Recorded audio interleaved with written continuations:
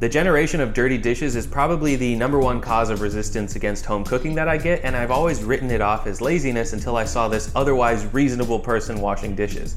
Apparently, this is a popular method, but it's dangerous. How can you see sharp knives underneath a veil of suds? It's gross. Who wants to be submerged in dirty dishwasher up to their elbows? And it's just plain inefficient. I will address and improve each phase of the process, but before I get into tangible action, please allow me to spend some time on 3 conceptual steps that can reestablish your mindset.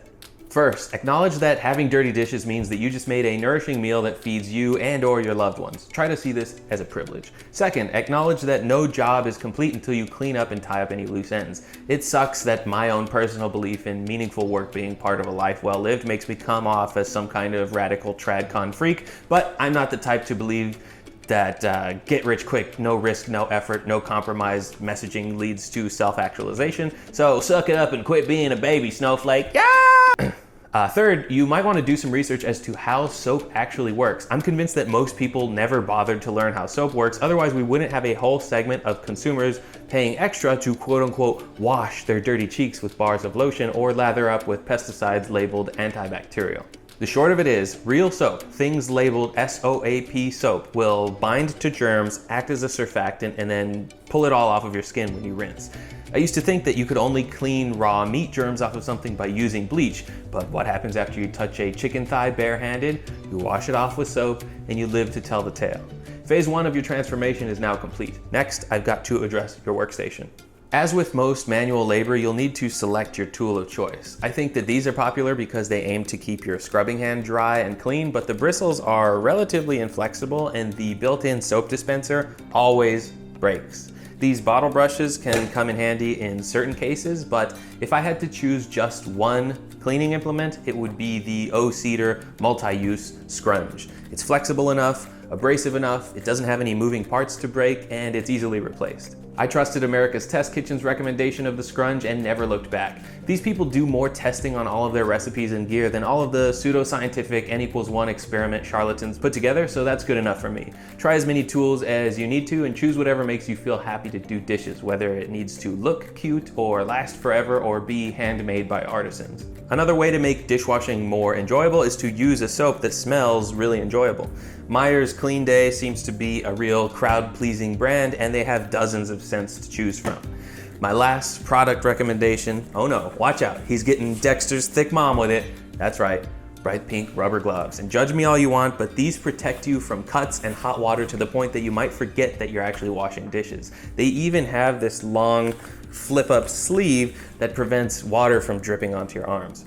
I used to hate the idea of getting my hands all soapy, wet, dirty, and clammy again and again, but these are big enough that I can slip them on, wash a single utensil, and then pull them off, leaving my booty grabbers completely unaffected.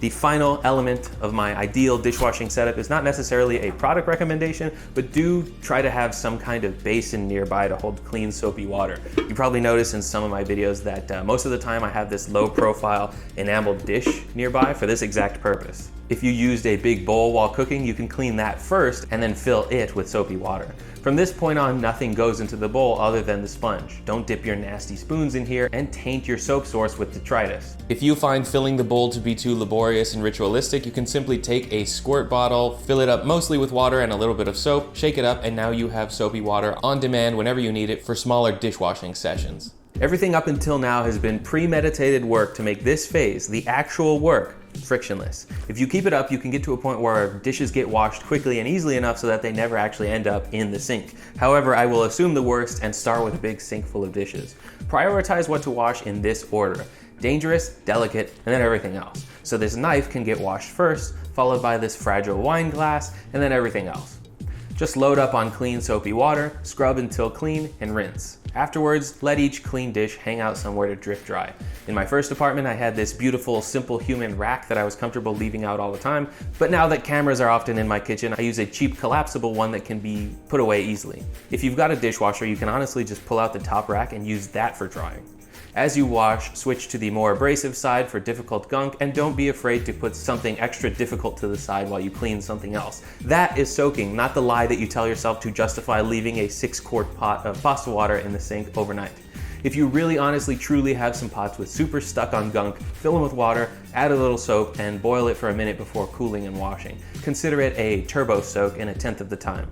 These are all now clean, and you can wipe them with a towel if you want and put them away.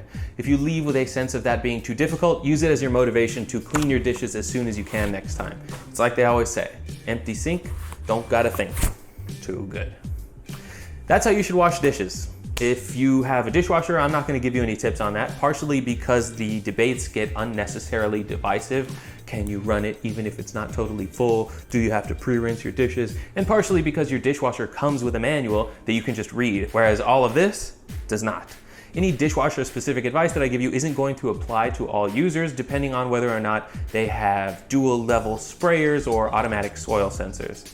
I'm gonna be honest with you, it's midnight right now and I've spent the previous several hours drinking. A, I thought this could be an easy video to knock out before bed, and B, if I can wash a sink full of dishes in this state of mind, you can do it after dinner. So make a habit out of it, keep a can-do attitude, and before you know it, you will be the kind of person who likes washing dishes, and thus, the kind of person who always has a clean kitchen. Good night.